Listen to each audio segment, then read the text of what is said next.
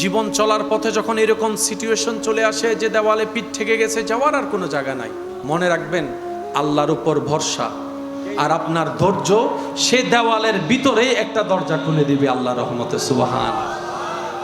আপনি আমি যখন ভাবি এই সিচুয়েশন পার হওয়ার ক্ষমতা আপনার আমার নাই, এরকম অনেক সিচুয়েশন আল্লাহ পার করাই দিয়ে আমাদেরকে আজকে সাল পর্যন্ত নিয়ে আসছে। করোনা যখন আসছে তখন সবাই ভেবেছিল পৃথিবী স্তব্ধ হয়ে যাবে, পৃথিবী ধ্বংস হয়ে যাবে, আর কোনোদিন পৃথিবী দাঁড় করাতে পারবে না, আর কোনোদিন পৃথিবী ফিরে দাঁড়াতে পারবে না। কিন্তু দেখেন সেই সাল চলে গিয়ে এখন চলতেছে 2026, কিছুদিন পরে আসবে 27। যাদের ভরসা রবের উপর তাদের পা পিছনে যাবে না, সামনের দিকে যাবে। আপনার জীবন চলার পথে কিছু মাছি পাবেন, মাছি, তাদেরকে আপনি বাগানের ফুলের বর্ণনা দিয়েও বুঝাতে পারবেন না, তাদেরকে আপনি ফুলের গুরুত্ব বুঝাতে পারবেন না, বুঝাইলেও তারা বুঝবে, কারণ মাছির নজর সব সময় নোংরা জায়গায়। তা আপনাকে চিনতে হবে কোনটা মৌমাছি আর কোনটা মাছি। যার সাথে চললে আপনি রবের পথে এগোতে পারবেন, যার সাথে চললে আপনি গীবত থেকে বাঁচতে পারবেন, যার সাথে চললে আপনি নেশার জগৎ থেকে দূরে থেকে রবের মোহাব্বতের নেশায় তাহাজ্জুদে দাঁড়ায় যেতে পারবেন, এমন সৎসঙ্গীর সাথে জীবন চলতে হবে। বলেন ঠিক কিনা? কখনো মন ছোট করা যাবে, কখনো আফসোস করা যাবে, কারণ দুনিয়াতে আসার সময় কিছু নিয়ে আসিনি, যাবার সময় তো হাতটা খালি। যা দুনিয়াতে পেয়েছি তা দুনিয়াতেই রেখে যেতে হবে।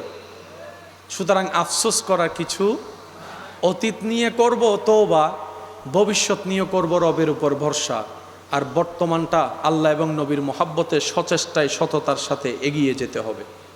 বাঁচবো আর কয়দিন, তর্ক তো থেকে যাবে, ঝগড়াও রয়ে যাবে। আদালতে মামলায় অনেক ব্যক্তির নাম কাগজে আছে যাদের চেহারা এখন দুনিয়ার মাটির উপর দেখা যাচ্ছে না, কবরের ভিতর চলে গেছে, কিন্তু মামলাটা রয়ে গেল। ভাই ভাইয়ের দ্বন্দ্ব রয়ে গেল, আপনা মানুষের সম্পর্কের দূরত্ব চলে আসলো। অর্জনটা কি করলাম, হারানোর লিস্টি করলে দেখবেন আপনার আমার খাতা শেষ হয়ে যাবে, এত লম্বা লিস্টি হবে। কিন্তু অর্জন বলতে আপনার আমার বদনাম ছাড়া কিছু অর্জন করতে পারি নাই, হিংসা ছাড়া কিছু অর্জন করতে পারি নাই, অহংকার ছাড়া কিছু অর্জন করতে পারি নাই, আত্মীয়তার সম্পর্ক নষ্ট করা ছাড়া কিছুই অর্জন করতে। একটু খেয়াল করলে দেখবেন নিজের রক্তের মানুষগুলাও দুশ্মন, নিজের রক্তের মানুষগুলাও দূর হয়ে যাচ্ছে, বাহিরের মানুষের কথা আর কি বা বলবো। সেজন্য মনে রাখবেন দুনিয়াতে যতদিন বেঁচে থাকবেন আপনার জন্য, আমার জন্য, আমাদের জন্য আল্লাহ এবং রসুল ছাড়া আপন বলতে আর কেউ নাই, কেউ নাই, কেউ নাই। বুদ্ধিমানরা সেই আপনগুলাকে আপন করে রক্ষা করে চলে, যাদেরকে কবরও লাগে, হাসরও লাগবে, জান্নাতও লাগবে। বলেন না সুবহানাল্লাহ? আর একটু জোরে বলেন সুবহানাল্লাহ। নিরাশ হওয়া যাবে, বলেন নিরাশ হওয়া যাবে? যান যতক্ষণ আছে চলতে থাকেন, যতক্ষণ আছে চলতে থাকেন, পিছে দেখানোর কোনো দরকার, অতীত নিয়ে ভেবে ভবিষ্যৎ নষ্ট করার কোনো দরকার নাই। তাওয়াক্কালতু আলাল্লাহ, তাওয়াক্কালতু আলাল্লাহ। কুরআনুল কারীমে সূরা আশ-শূরা আয়াত নাম্বার 23 সবার জানা আছে, শুধু একটু আজকে আয়াতের একটু গভীরে যাওয়ার চেষ্টা করব উলামায়ে কেরামের দোয়া নিয়ে। সুবহানাল্লাহ, একটু জোরে বলি। কথা যদি আল্লাহর হয় গভীরতা কেমন থাকতে পারে? সুবহানাল্লাহ বলি। জ্ঞানী মানুষের জ্ঞানের কথা যদি এত লেভেলের হয়, সে জ্ঞানী মানুষের স্রষ্টার কথা কেমন গভীর হতে পারে? যে আয়াত আমরা সবাই শুনি এবং জানি, দিলের কানটা প্রস্তুত রাখবেন। সূরা আশ-শূরা আয়াত নাম্বার 23, বিসমিল্লাহির রহমানির রহিম, কুল্লা আসআলুকুম আলাইহি আজরান ইল্লাল মাওয়াদ্দাতা ফিল কুরবা। এই আয়াতটা কম বেশি সবারই জানা এবং মুখস্থ আছে। মূল কনসেপ্টটা হচ্ছে নবীর পরিবারের প্রতি ভালোবাসা, মোহাব্বতের কথা আল্লাহ বলছেন নবীকে দিয়ে। সুবহানাল্লাহ বলি। কোরআন কার কালাম? মাশাআল্লাহ, জোরে বলেন কোরআন কার কালাম? সেই কোরআনে নবীর পরিবারের কথা আল্লাহ বলছেন, নিজে নয়। কুল, হে নবী আপনি বলেন। আমার মনে হয় আশেকের আওয়াজ আর একটু বড় হবে। হোসাইনি সৈনিক, হাসাইনি সৈনিকের আওয়াজটা আর একটু গর্জন দিয়ে হবে। বলেন সুবহানাল্লাহ। কালামুল্লাহ কোরআন, সেই কোরআনের একটা সূরা আয়াত নাম্বার 23, কালাম আল্লাহর, কালাম আল্লাহর। কিন্তু আল্লাহ পাক বলে যে আমি বলবো না, কুল আপনি নবী বলেন। এবার মজার বিষয়টা দেখেন, যত কোরআনের আয়াত আল্লাহ নাজিল করছে উম্মতের কাছে তো নবী প্রকাশ করছে। সিদ্দিকে আকবর কালামুল্লাহটা নবীর জবান থেকেই তো শুনেছে। তাহলে কালাম কার? আশা করি একটু পয়েন্টটা বোঝার চেষ্টা করব, তবে দিলের কান লাগবে। কালাম কার? জবান হচ্ছে নবী মুস্তাফার, কালাম আল্লাহর, ওয়ার্ড আল্লাহর, বক্তব্য আল্লাহর, কথা আল্লাহর। কিন্তু জবান জগতে দেখেছে ঠোঁট মুবারক লড়ছে কার? নবী মুস্তাফার। আওয়াজ শোনা যাচ্ছে কার? নবী মুস্তাফার। আল্লাহ তুমি ডাইরেক্ট বললে তো হয়ে যেত, আশেকদের দিলে দিলে বসাই দিলে তো হয়ে যেত। রব বলে যে না, আমার কালামের উপর ঈমান আনতে হবে, না হয় ঈমানদার হওয়া যাবে না। আমি আল্লাহ চাই আমার কালামের উপর আমার বান্দারা ঈমান আনার আগে আমার নবী মুস্তাফার উপর তাজিম মোহাব্বত যেন থাকে। বলেন সুবহানাল্লাহ।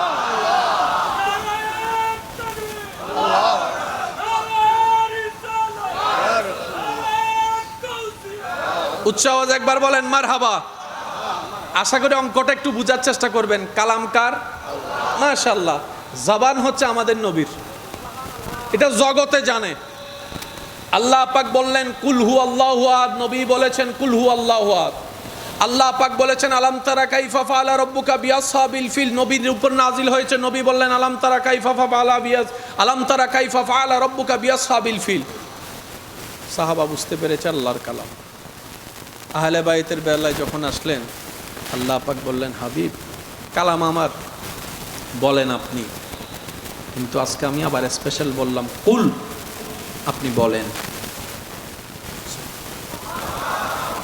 আল্লাহ অনুমতি দিয়ে বলাচ্ছে হাবিব আপনি বলেন। লা আসআলুকুম আলাইহি আজরান ইল্লাল মাওয়াদ্দাতা ফিল কুরবা। সবার জানা আছে, আমি আর ওদিকে যাব না, শুধু একটা শব্দের দিকে যাব। নবীজি বলছেন আল্লাহ আমাকে দিয়ে বলাচ্ছে তোমাদেরকে, আমি বিনিময় চাই না, শুধু চাই আমার আহলে বায়েতের প্রতি তোমাদের সখ্যতা, তাজিম, মোহাব্বত। বাস, সবাই আমরা জানি। আসেন একটু কালামের মধুরতার দিকে যাই। বলেন প্রেম, বলেন ভালোবাসা, লাভ, মোহাব্বত, এগুলো আমরা সবাই জানি। প্রেম ছাড়া সংসার টিকে? বলেন না, প্রেম ছাড়া সংসার টিকে? ভালোবাসা ছাড়া কোনো স্বামী স্ত্রীর মোহাব্বত টিকে? মোহাব্বত প্রেম এগুলো লাগে। কিন্তু আল্লাহ তাআলা নবীকে বলছেন হাবিব আপনি বলেন আপনার আহলে বায়েতের প্রতি আপনার উম্মত আমার বান্দারা যেন মোহাব্বত না রাখে। তো কি রাখবে? আল্লাহ কোরআনের মধ্যে বলছেন মাওয়াদ্দাতা। মোহাব্বত রাখলে হবে না, মাওয়াদ্দাত রাখতে হবে। আর একটু জোরে বলেন না।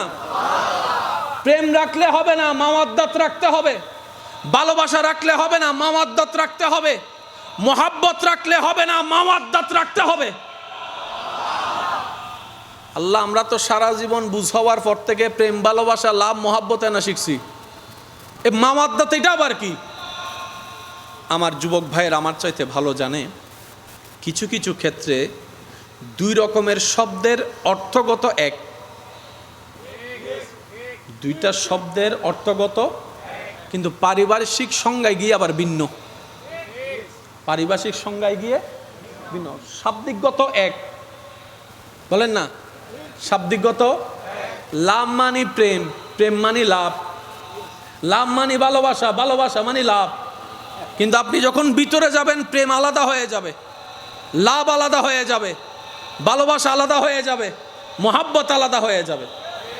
ছেলে মাকে ভালোবাসে, মাও ছেলেকে ভালোবাসে। এবার বলেন দুই ভালোবাসার শব্দ এক? বলেন, আপনারাই বলেন, আমি বলবো না। সন্তান মাকে ভালোবাসে, বাবাকে ভালোবাসে, এখানেও ভালোবাসা। মা বাবা সন্তানকে ভালোবাসে, এটাও ভালোবাসা। কিন্তু দুই ভালোবাসা শুনতে এক হলো, বাস্তবতা গভীরতা এক নয়। 10 জন সন্তান একজন মা বাবাকে রাখতে পারে না, কিন্তু ভালোবাসা আছে। কিন্তু আবার একজন মা বাবা 10 জন সন্তানকে নিজে না খেয়ে খাওয়ায়, লালন পালন করে। দোনোটাই ভালোবাসা, কিন্তু দুই ভালোবাসার থার্মোমিটার এক নয়, দুই ভালোবাসার পরিমাপ এক নয়, দুই ভালোবাসার গভীরতা এক নয়। সন্তান মা বাবাকে ভালোবাসে, এটার অর্থ আলাদা। মা বাবা সন্তানকে ভালোবাসে, এটার অর্থ আলাদা। শাব্দিক অর্থ এক, কিন্তু পারিভাষিক সংজ্ঞা, বিস্তারিত ব্যাখ্যা ভিন্ন হয়ে যায়, ভিন্ন হয়ে যায়। তো মোহাব্বত কাকে বলে, প্রেম কাকে বলে, ভালোবাসা কাকে বলে, মাওয়াদ্দত কাকে বলে? যখন উলামায়ে কেরামের ছায়া তলে আল্লাহ এবং রসুলের মহব্বত অন্তরে রেখে আপনি যখন গবেষণায় যাবেন, তখন আপনার অন্তরের চক্ষু খুলে যাবে, অন্তরের বুঝে চলে আসবে। মহব্বত হচ্ছে এমন জিনিস যেটা এক পর্যায়ে গিয়ে ঘৃণা হতে পারে। বলেন না ভাইয়া? আজকের ভালোবাসা, কালকের আই হেট ইউ। হন আবাজ হন। আজকে বলে আমি তোমারে সারা বাঁচবো, 6 মাস পরে বলে যে আই হেট ইউ, তুই ইন্দি যা। আজকের ভালোবাসা কালকে আর। বলেন না ভাই? আজকের ভালোবাসা কালকে আর, আজকের প্রশংসা কালকে আর, আজকের প্রেম কালকে আর। প্রেম ভালোবাসা আর মাওয়াদ্দতের পার্থক্য কোথায়? প্রেম ভালোবাসা এক সময় গিয়ে স্বার্থে আঘাত লাগলে ঘৃণার জন্ম দেয়, অপছন্দের জন্ম দেয়, দূরত্ব করে দেয়। মাওয়াদ্দাত, আল্লাহ কোরআনে বলছেন, মাওয়াদ্দাত মানে এটা এমন একটা মহাব্বতের সখ্যতা যেটাতে শুধু ভালোবাসাই আছে, প্রেমে আছে। মরণ পর্যন্ত কখনো ঘৃণায় রূপান্তর হবে না, না, না। এটার মধ্যে শুধু মহাব্বত আছে, কোনো ঘৃণা। এবার বলেন, মানুষ সবচাইতে বেশি ভালোবাসে দুনিয়াতে কি?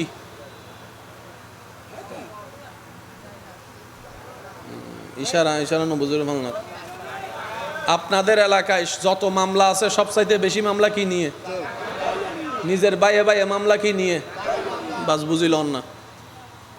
সবচাইতে বেশি ভালোবাসা আই হইতন ন অনারাত্তন হম পরিবোধে জোরে জোরে।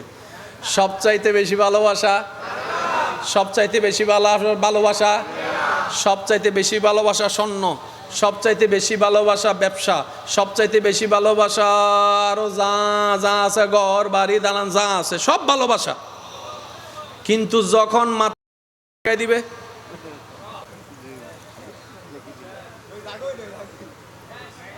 বুঝতে পারছি কথা? ভালোবাসা, এই যে নহত্ব, ভালোবাসা, প্রেম, ভালোবাসা শেষ। দুনিয়াবি নিয়মে মানুষ যা যা ভালোবাসে, যদি গলায় আসে, মাথায় থেকে যায়, 40 বছরে অন্যায় করে জুলুম করে কামানো সম্পদ এক সিগনেচারে মানুষ দিয়ে দেয়। কারণ কি? যদি না দিই জান, বলেন না জান, জাগা দিলে জান বাঁচবে, জাগা না দিলে জান বাঁচবে না। দুইটা যখন তর্ক লেগে যায়, সামনে চলে আসে, তখন মানুষ জাগাকে দাম দেয় না, প্রাণকে গুরুত্ব দেয়। টাকাকে গুরুত্ব দেয় না, প্রাণকে গুরুত্ব দেয়। একটু আওয়াজ দিয়ে বলেন ঠিক কি না? জমিনকে গুরুত্ব দেয় না, প্রাণকে গুরুত্ব দেয়। ঘরবাড়িকে গুরুত্ব দেয় না, প্রাণকে গুরুত্ব দেয়। স্বর্ণকে গুরুত্ব দেয় না, প্রাণকে গুরুত্ব দেয়। যদিও তার অন্তরে জাগার প্রতি ভালোবাসা ছিল, স্বর্ণের ভালোবাসা ছিল, জমিনের ভালোবাসা ছিল, বাড়ির ভালোবাসা ছিল, হীরার ভালোবাসা ছিল, গাড়ির ভালোবাসা ছিল, বস্তুর ভালোবাসা ছিল। কিন্তু জানের প্রশ্ন যখন চলে আসে, তখন প্রেম শেষ। জগতে বলে অভাব যখন গড়ে আসে, ভালোবাসা জানালা দিয়ে পালায় চলে যায়, এটার নাম ভালোবাসা। আর মাওয়াদ্দাত কাকে বলে? মোহাব্বত ভালোবাসা বলে। তোমার যখন জানের প্রশ্ন আসবে, জমিন ছেড়ে দাও, জান বাঁচিয়ে ফেলো, জমিন ছেড়ে দাও, ঘর ছেড়ে দাও, প্রাণ রক্ষা করো। মাওয়াদ্দাত বলে এমন একটা সখ্যতার গভীর মহব্বত, বলে যে জান চলে গেলে চলে যাক, তারপরও নবী ছাড়া যাবে না। জান চলে যাক, তারপর আহলে বায়ত ছাড়া যাবে না। জান চলে গেলে চলে যাক, ঈমান ছাড়া যাবে না। দুনিয়ার ভালোবাসা বলে না, দুনিয়ার ভালোবাসা গলায় আর কারবালার ময়দানে বলে যে হুসাইনকে ছেড়ে দাও, উনি বলে যে সালাই দাও। মাওয়াদ্দাত, পানি বন্ধ, তৃষ্ণায় বুক ফেটে যাচ্ছে, বলে যে হুসাইনকে ছেড়ে দাও, পানি লিটারে লিটারে দিব। আশেক উত্তর দেয়, পানি পান না করে থাকতে পারবো, ইমাম হুসাইনের মোহাব্বত ছাড়া থাকতে পারবো না। জগৎ জিজ্ঞেস করে, পানি না পেলে তো তুমি মরে যাবা, হুসাইনকে ছেড়ে দাও, বেঁচে যাওয়ার চেষ্টা তো করো। তখন আশেকরা উত্তর দেয়, আমরা হুসাইনের সাথে প্রেম করি নাই, হুসাইনকে ভালোবাসি নাই, আল্লাহর কোরআনের ফরমান মাওয়াদ্দাত করেছি। আজকে পানি পান করে যদি ইমাম হুসাইনকে ছেড়ে দিই, হয়তো দুনিয়াতে ৩-৪টা দিন নিঃশ্বাস বেশি নিতে পারবো, কারণ কুল্লু নাফসিন যায়িকাতুল মউত, একদিন তো মৃত্যু আসবেই আসবে। আজ না হয় কাল, ক্যালেন্ডারের তারিখ পাল্টাবে, বার পাল্টাই যাবে, মরণ তো একদিন আসবে। কিন্তু আজকে যদি আমি হুসাইনকে ছেড়ে দিই, তাহলে হয়তো দুনিয়াতে কিছুদিন বেঁচে থাকবো, কিন্তু আজকে যদি আমি হুসাইনের মহব্বত রেখে আল্লাহর কালামের ওয়াদা রক্ষা করি, তাহলে আমি কবরের মধ্যে গিয়েও জিন্দা থাকবো। কোরআন সেই দৃশ্যপটকে এভাবে বলে, ওয়ালা তাকুলু লিমান ইউকতালু ফি সাবিলিল্লাহি আমওয়াত বালাহিয়াউন ওয়ালাকিন লা তাশউরুন। চিৎকার দিয়ে বলেন সুবহানাল্লাহ। মরার পরও জিন্দা, কারণ যারা বুঝতে পেরেছেন তারা একবার বলেন তো দেখি মারহাবা। আমরা মহাব্বতের উপরে, প্রেম ভালোবাসার অনেক উপরে, বলেন না, প্রেম ভালোবাসার অনেক। সূরা আশ-শূরা আয়াত নাম্বার 23, মনে রাখতে হবে। সূরা আশ-শূরা আয়াত নাম্বার, বলেন আয়াত নাম্বার। আহলে বায়তের মুহাব্বতের কথা আল্লাহ পাক যেটা মাওয়াদ্দাতের কথা বলেছেন, আয়াত নাম্বার। এই 23 লিখতে কয়টা সংখ্যা? একটা হচ্ছে, আরেকটা হচ্ছে। এবার 2 এবং 3-এর মাঝখানে যোগ লাগান, পঞ্জাতন পাক।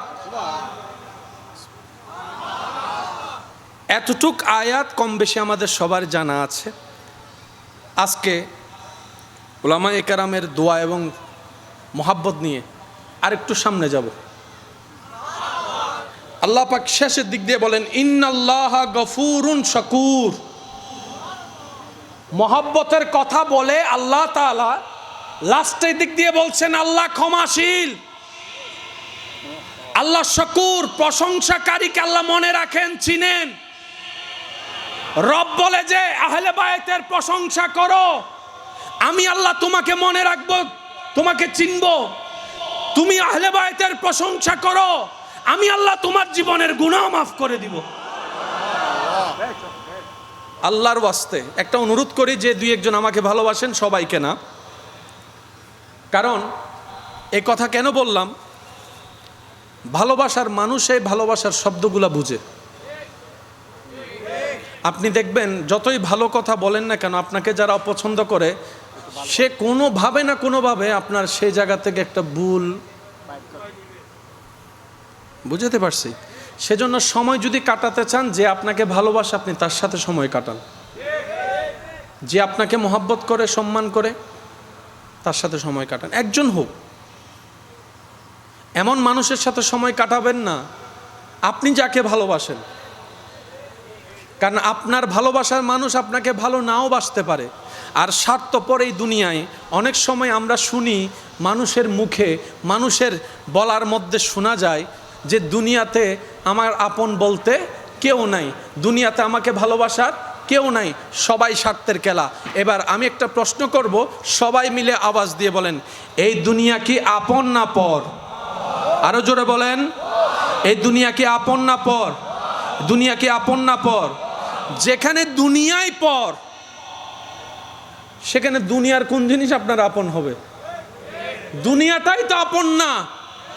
সকালে মারা যান, রাত্রের ভিতর আপনি কবরের ভিতরে। আসরের পর জানাজা, মাগরিবের পরে দাফন, এশারের ভিতর দেখবেন কোনো না কোনো ঘর থেকে আপনার ঘরে খাবার পাঠাইছে, একজনে 2 দিনে খাবে না, জোর করে তারা হলে খা, 5 দিন পরে যেহেতু খাইতেই হবে এখন থেকে খা। আমি কি কথাটা কি বাস্তব বললাম? সেজন্য দুনিয়াতে দিল লাগাবেন না। দুনিয়া কাউকে আপন করে নেয় নেই, কাউকে আপন করে নিবে না। কিন্তু হ্যাঁ, দুনিয়া তাদেরকে আপন করতে চায় যারা দুনিয়ার স্রষ্টাকে আপন করে নাই। সুবহানাল্লাহ। দুনিয়া তাদেরকে রাখতে চায় যারা আপন রবকে, দুনিয়ার রবকে দিলের মধ্যে স্থান দিয়েছে। দুনিয়া তাদেরকে সম্মান দেয় যারা রবের হুকুমকে সম্মান দিয়ে চলে। রবের মোহাব্বত নিয়ে যাদের অন্তর আলোকিত, দুনিয়া তাদেরকে তাজ বানায় রাখে, তাজ বানায় রাখে। সেজন্য দেখবেন, আপনি একটু ঠান্ডা মাথায় নিরপেক্ষ বিচারক হয়ে যদি বিবেচনা করেন, আমাদের পূর্বপুরুষের নাম নিশানা পর্যন্ত নিজের পরবর্তী আওলাদরা জানে, দাদা পর্যন্ত নাম জানে, দাদার বাবের নাম কেউ জানে না। কিন্তু আল্লাহর ওলিদের নাম দেখবেন সবাই জানে, ওনাদের কোনো পরবর্তী বংশধর নাই। আমরা মনে করি বংশধর লাগবে নাম ঠিকানোর জন্য, ওলিদের বংশধর না থাকলেও আল্লাহ তাআলা ওনাদের নামকে, ইজ্জতকে মানুষের অন্তরে অন্তরে বসাই দেন। বলেন সুবহানাল্লাহ। কারণ আল্লাহ সবসময় চায় বান্দাকে ক্ষমা করার রাস্তা খোঁজার জন্য। একজন আরেকজনকে দেখলে আপনারা রাস্তায় কি দেন? একটু জোরে বলেন, আরো জোরে বলেন। এবার সবাই মিলে আমাকে একটা সালাম দেন। ইল্লে কিপটেমি করে সালাম দেন, একখান আগে ভরা কিছু বাড়াই হন না ভাই, ইল্লে করে কেন শর্ট করে বড় করে বলেন, একদম স্লো স্লো বলবেন। এবার আসসালামু আলাইকুম ওয়া রাহমাতুল্লাহি ওয়া বারাকাতুহু, এভাবে আরেকবার বলেন। যে যাকে আপনি দিয়েছেন উনি উত্তরে কি বলবেন? ওয়া আলাইকুমুস সালাম ওয়া রাহমাতুল্লাহি তাআলা ওয়া বারাকাতুহু ওয়া মাগফিরা। বাস, 1000 বার সালাম দিয়েছি, 1000 বার। অন্যান্য জায়গায় সাক্ষাতের বিষয় আছে এইভাবে, হাই ইতহদে, হাই বলেন না, আছে না? আরেক জায়গায় আছে হ্যালো, বলে হ্যালো। নবী বলে উম্মত হাই বইল না। এমন শব্দ কেন বলবা যেটাতে তোমার সেকেন্ড ব্যয় হবে, সময় নষ্ট হবে, পরিশ্রম হবে, উপকার হবে না? এমন কথা বলে লাভ কি? এমন কাজ করো সেকেন্ডও যেন মূল্যবান হয়ে যায়, তোমার উপকার হয়ে যায়। তো ইয়া রাসূলুল্লাহ কি বলবো? বলে যে একজন আরেকজনের সাথে সাক্ষাৎ হলে বলবা আসসালামু আলাইকুম ওয়া রাহমাতুল্লাহ। এবার নবীজি বলছেন, এই তোমাকে সে যদি সালাম দেয় তুমি উত্তর দিবা ওয়া আলাইকুমুস সালাম ওয়া রাহমাতুল্লাহি ওয়া বারাকাতুহু। বছরের পর বছর এই সালাম চলতেই আছে। নবীজি আমাদেরকে সালাম কেন শিক্ষা দিলেন? আল্লাহু আকবার, আল্লাহু আকবার। প্রথম কথা, আপনি যখন কাউকে সালাম দেন আপনি তার জন্য দোয়া করেন। এবার দোয়া কি শত্রুর জন্য করে না বন্ধুর জন্য? নবীজি বলছেন তোমাদের কেউ শত্রু নাই, সবাই বন্ধু, সবাই আপনজন, সবাই প্রিয়। সুবহান। এবার আপনি তাকে বললেন আল্লাহর রহমত তোমার উপর বর্ষিত হোক। সে উত্তরে বললেন আমার একার উপর কেন বর্ষিত হোক, তোমার উপরও হোক।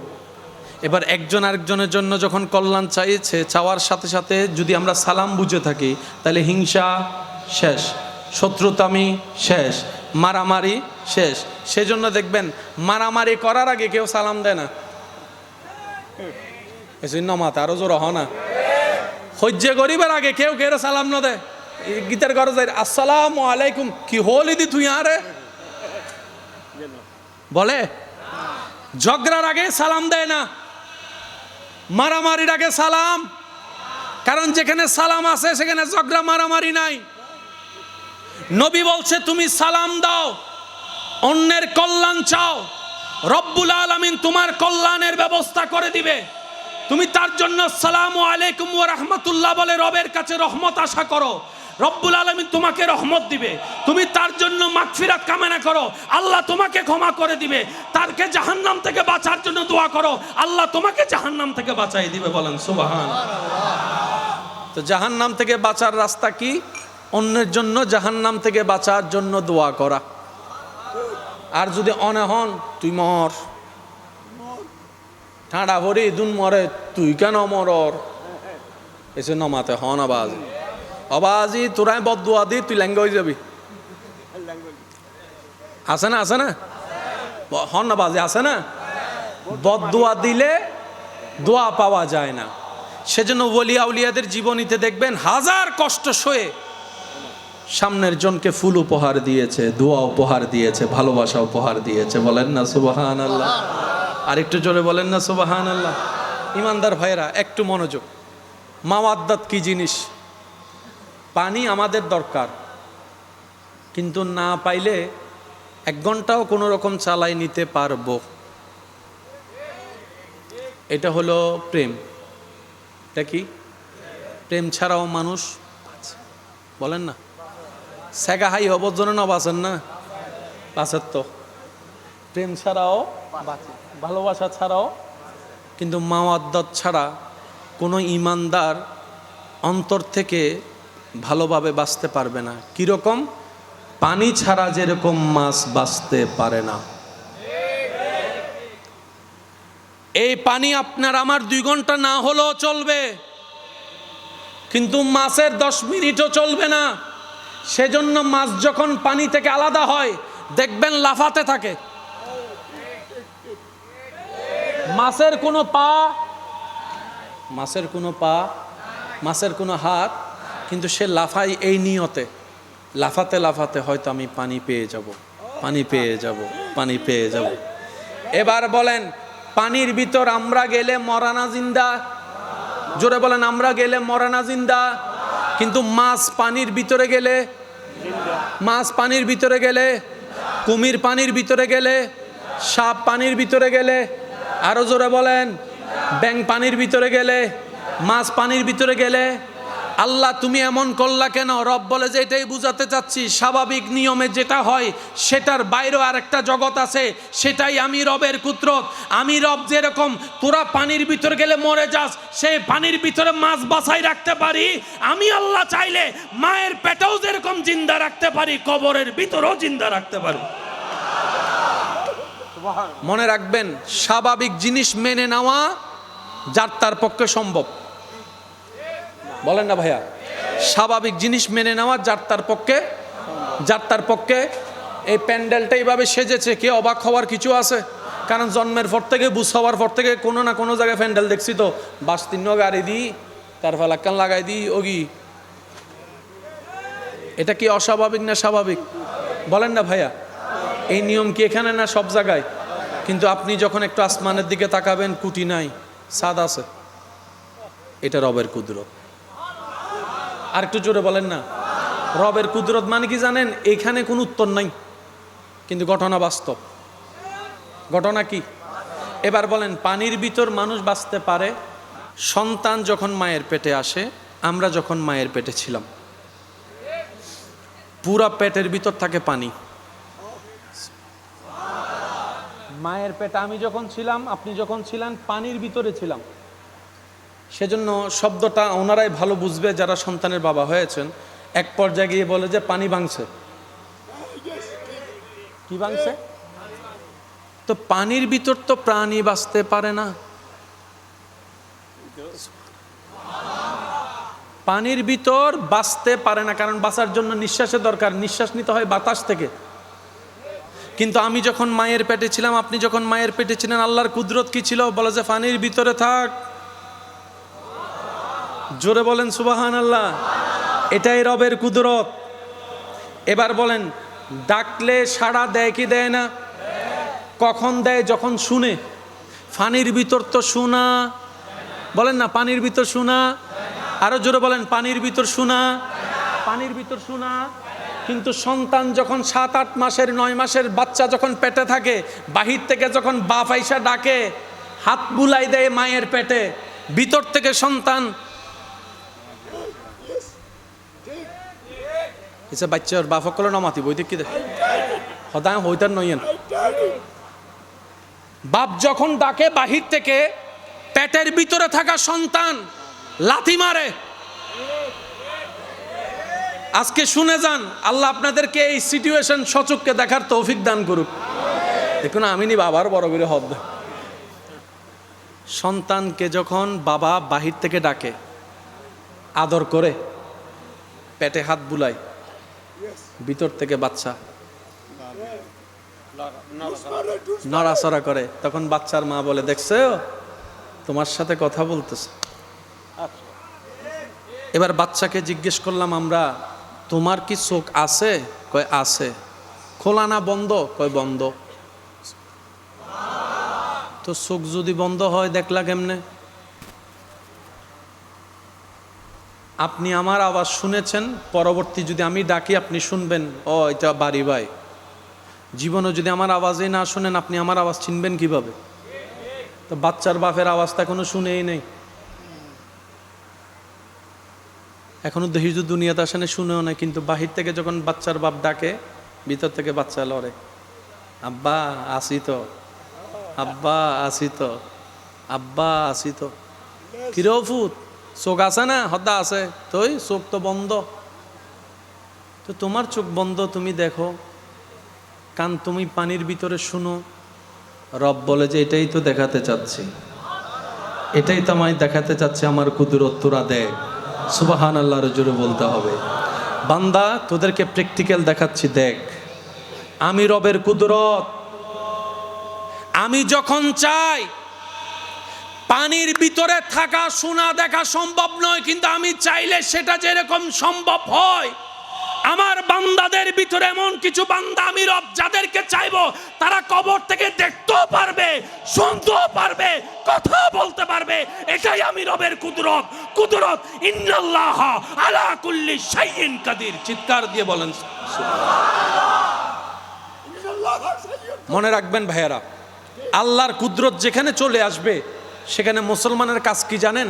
আমান না, মেনে নিলাম।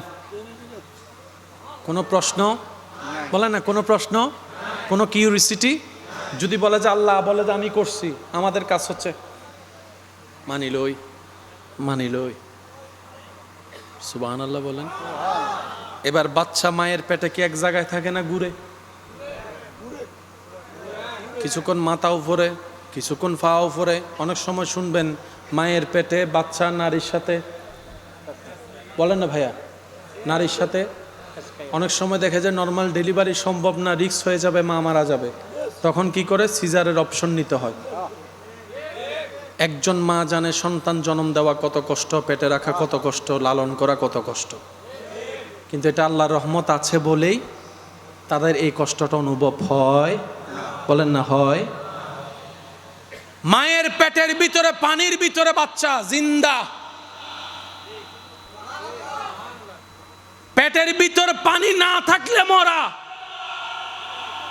দুনিয়াতে আসলে পানির ভিতরে গেলে মরা।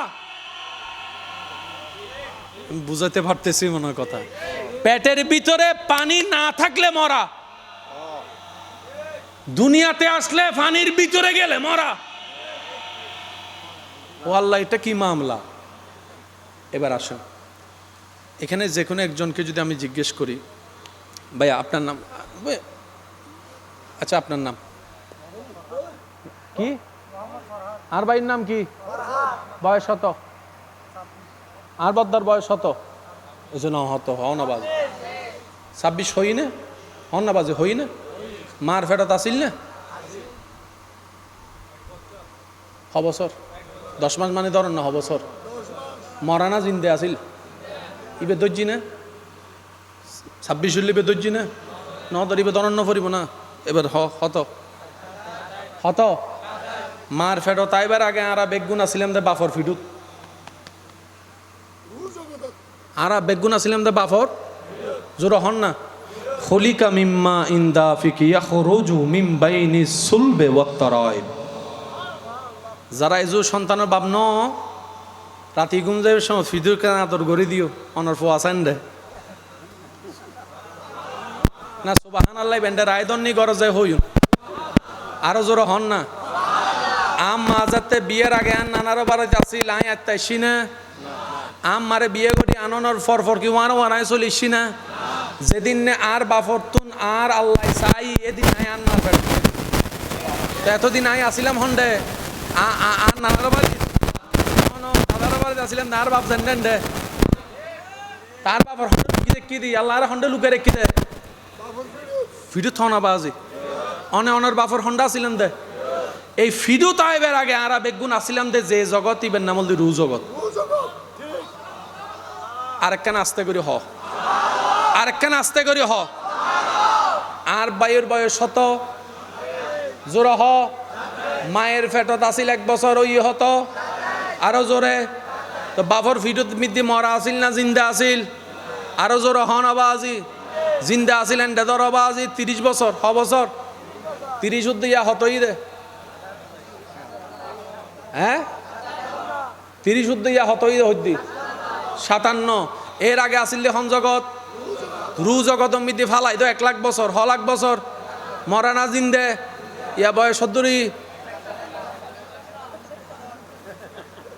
1 লাখ কেন জোর হন 1 লাখ 26 বেকি মনত রাখুন এই জিনিসটা আরা যদি একখানা ঠান্ডা মাথা খেয়াল করি বেগিন ক্লিয়ার আর বদ্দার অনর জন্মসাল জেন্ডে লেখা আছে ভোটার আইডি কার্ড আছে না ইয়ে না কেন গরজ যায় সাইবেন এন্ড কেন লেখা আছে ডেট অফ বার্থ জেন্ডে সাল্লা হাতা হেন দেখিতা হয় কেন জোর হন না ডেট অফ বার্থ জন্মর তারিখ দুনিয়াতে আইবের তারিখ লেখা আছে দে রুহুর হন তারিখ লেখা নাই আর বদ্দার শরীরের বয়স 26 দুনিয়ার বয়স 26 রুর বয়স 100 ইন আল্লাহ ভালো জানে কেন জোর হন না তো ওনারা এলাকা মিদি মানুষ মরা জানে কেন জোর হন না মানুষ মরা গেলে ওনারা দোয়া ফরন দিবে কেন বেগুনি মিলি ফরন চাই আর কেন জোর হম ভরিব ইন্না আলিল্লাহ আর মহদ্দা শেষ করে দিতাম তো না শেষ করে হয়তো লাগে না শেষ করে দিতাম হ্যাঁ চাইলেন মাই দুও তিন অনেক কেন তাল্লাই হইলাম ইন মহাব্বতের বাজি এখানে বেগুনি মিলে হনছে ইন্না আলিল্লাহ হে ইয়ানোর বাংলা অর্থল দিয়ে আর সিডেঙ্গে ভাষা হয় যার মাল সিডেঙ্গে মানুষ নাই বাংলার কেন জোর হনা বাজি আর মুরব্বী খেলে ওটা না হাদিস হাঁদিলে কি ফেরত আইব না যার মাল এবার হ যার মাল হয়তো লাগুন দে দেহ তো বরিতে কি তো লগি কি অবদ্ধ উনন মানুষ জিন্দা তাহেদে রুর হারণে আল্লাহ তুনাইশিদে রু আল্লাহর হাসে জাতদে রু খবর জাতদে ইয়েন দেহ ইয়েন আল্লাহ হুনো কানেকশন নাই দেহর মরণ আছে রুর হুনো মরণ নাই মরণ নাই মরণ নাই রু জিন্দা কি জিন্দা এতাল্লাই জিক্কের মালিক কে এগো মালিয়েন কি ও জোর সিরিঙ্গা বাসাই না আবার ইন্ডে গেলে উঠকে হয়ে যাবো হন্য বারে কারণ মাল শব্দ ব্যবহার করি তো ইবা আর সিরিঙ্গেল্লা নেই জি অন্য লো তো আবার ইজি ন আচ্ছা জিনিস জিনিস জিজ্ঞেস তো নাই শিখকে এই জিনিস কি ও জোর হ নহলে মামলা চলিব দে ডাইরেক্ট আরো জোর হ জিনিস কি দোয়াত দেখিও রে জোর হ দোয়াত দেখিও রে গোসল করার দেখিও রে কাফন করার দেখিও রে লই যাত দেখিও রে মেডি কুরিয়ারের হাত দেখি তুমি মেডি হাই ফলক গুণা দেহ মেডি হাই ফলক গুণা দেহ হইব তো অনে ন অনে জিবে বেগে গই জিজ্ঞেস তুলাছি ইক্কে গে গই ইক্কে গে গই ইক্কে গে গই এতাল্লাহ আল্লাহ কোরআন মধ্যে হই দে কুল্লু নাফসিন যায়িকাতুল মউত দর করে হন সুবহানাল্লাহ আল্লাহর ওয়াস্তা আজ এখন আবদার করি যার পৃথিবীর সমস্ত বই ফরিবেন দে সুখ দি আর ব্রেন দি, কোরআন হাদিস ফরিবেন দে দিল দি। আর কেন জোর হম ফরিব, আর কেন জোর হম ফরিব, অনেজাতে দিল দি কোরআন ফরিবেন, কোরআন আর জিবে বাণী ইবের রহমতুল্লাহ দিল্লা কেন কানেকশন হবো। এতাল্লাই আরা কোরআন শরীফ শরীফের সময় বিশেষ করে তারাবির সময় যাইন এন্ডা এন্ডা কিছু মুসল্লি এন আছে প্রথম দিন দ্বিতীয় দিন তৃতীয় দিন তো মসজিদের মধ্যে এন ভাবে ফুরাই ফুদে ইমাম সাহেব ডুবিন না পারে ডাইরেক্ট অস্বীকার করার দেন মাথার দেশ আর কেন আস্তে করে হও না ইল্লা আছে না 4-5 দিন পরানোর পরে আর ভাই ইমাম সাহেব যাতে নামাজ পড়াই ইতে বাইরে বাইরে হ্যাঁ হইতে ননত হম বাইরে বাইরে তো মুরব্বী আই পূজা করার তুই তারাবি ফরতিনি হদ দাদা ফরিত তো উজুরও তো ফরি ফেলার রুকুজ যাইলে গই তুই তো নামাজ ফাতিনি আদা নাই নাম মুখস্থ আছে উজুর রুকুজ যাইবার আগে হইতারি কেন হইতার সদ সহনা এবার উজুর ফরের আলহামদুলিল্লাহ রাব্বিল আলামিন রহমান রহিম মালিক ইয়াউমিদ্দিন ইয়াকা না'বুদু ওয়া ইয়াকা নাস্তাইন রুকুত গই হুজুর দাদা হদ মা তুই তো বস সালাক বেটা তুই কেন বুঝিলি হদ উজুর রুকুজ যাইবার আগে গো টান মারে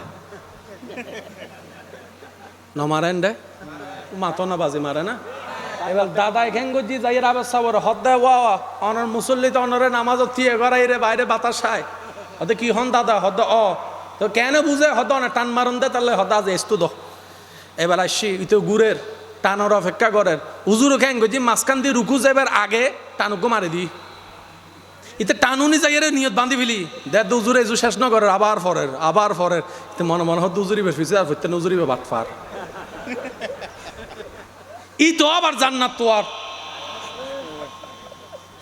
আগে বুঝাইতে পারি না আর অবস্থা আয় অনার অবস্থা না হয় আয় আর অবস্থা হই দিবা আজি আবার আর আই জান্নাত তো আর ইবে যে আল্লাহর কালাম এর দূর অনুভব আর তুন অথচ আল্লাহর ওলিয়ক কলে নামাজ পড়াই তো নামাজের ভিতরে আজি কি